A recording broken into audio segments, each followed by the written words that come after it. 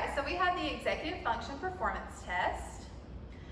This test examines the executive function of 4 basic tasks that are essential for people to have self-maintenance and live independently at home.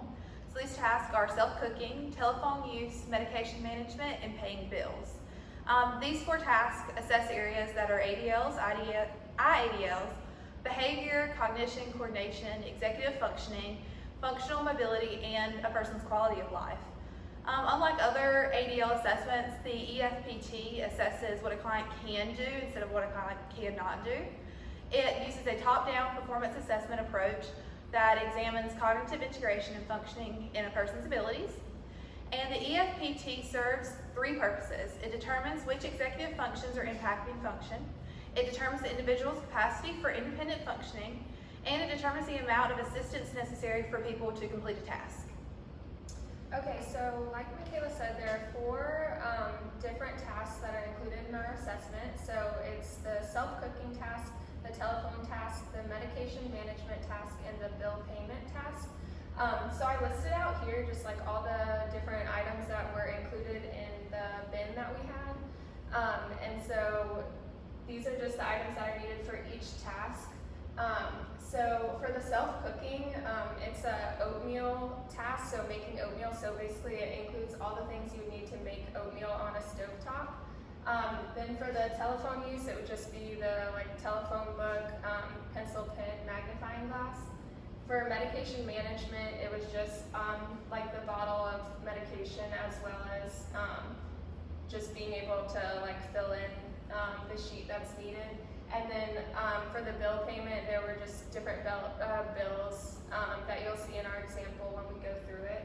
And then for the tester, the administrator, you would just need the test forms, which are the scoring sheets, and then also the pre-test questions that you go through with the patient before you begin the assessment. And going off of what Leanne said, all the things in this test are fake except for the cooking. So it's fake medication, so you're not actually going to be giving medication to somebody that you don't know how to react with it.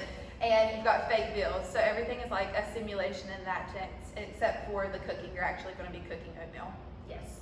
Or pasta. That was another part of the test, is that they have different kind of modified, in a way, versions, and then it's like sugar-free candy that's in the medication bottles. Yes. Okay, so one of the main things that was emphasized in the manual is just that there shouldn't be any modifications of the instructions, so this is really important for this one. And so just keeping it standardized and making sure that the test items are administered how they're supposed to be administered, just so there isn't any bias that comes into play. And then a lot of what we found regarding validity and reliability was that it definitely has space validity, so that's established. It definitely measures what it appears to measure, which is executive functioning.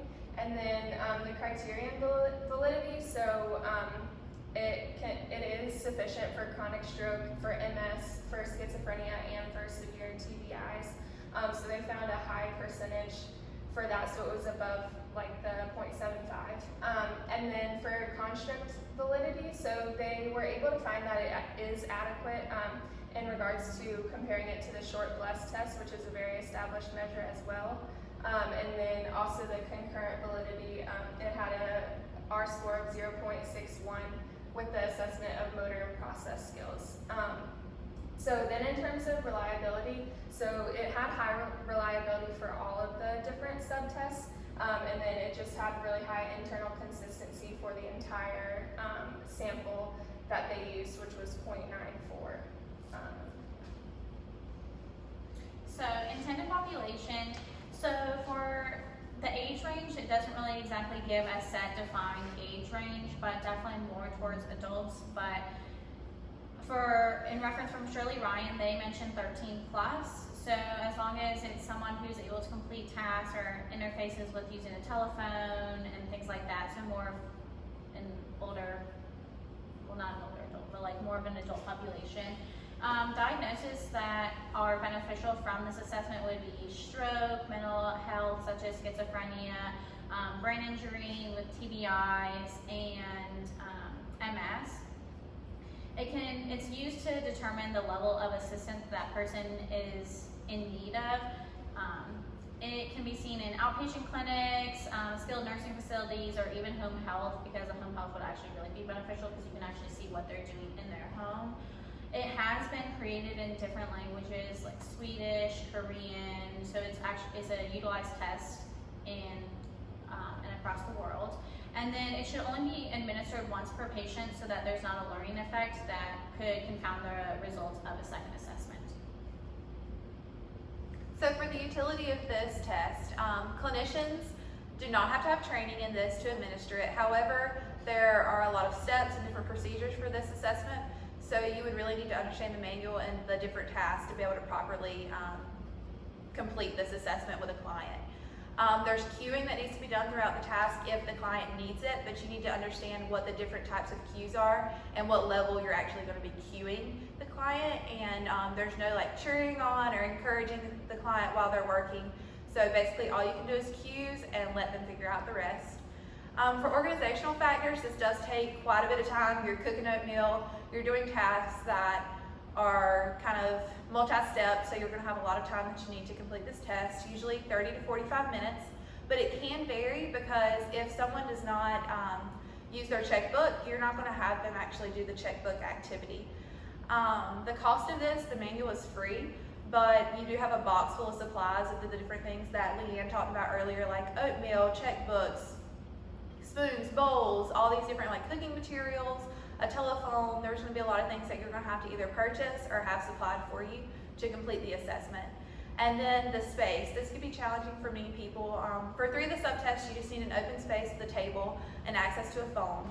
But for actually cooking the oatmeal, you would need a kitchen area with a working stove and water so that you could actually cook the oatmeal. And this might be an issue for many people to run into because facilities might not have like a kitchen area that clients could actually work in.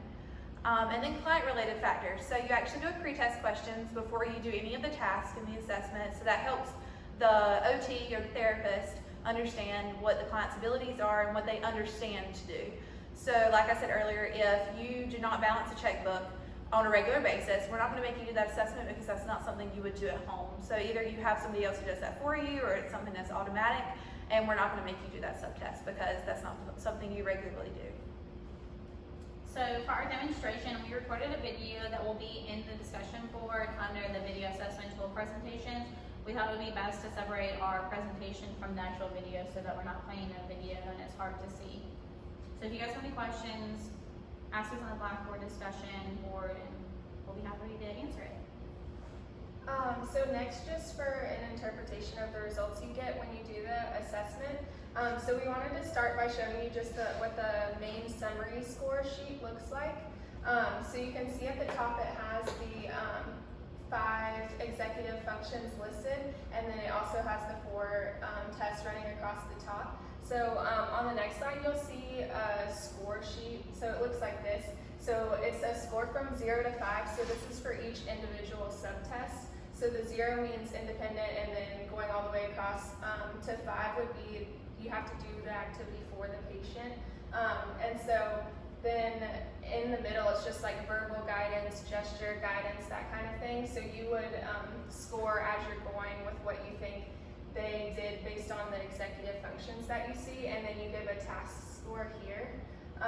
So if you go back to the summary, so then the scores that you get, you'll then put up at the top up here. And then the total score you get up there, you'll move down to the total task score, and you'll put the time in as well. It's not like a test of speed, but the time just is important to include on the sheet.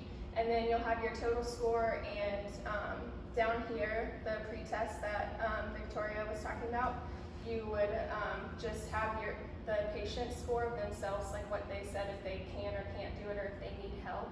And then you would put what you actually observed over there.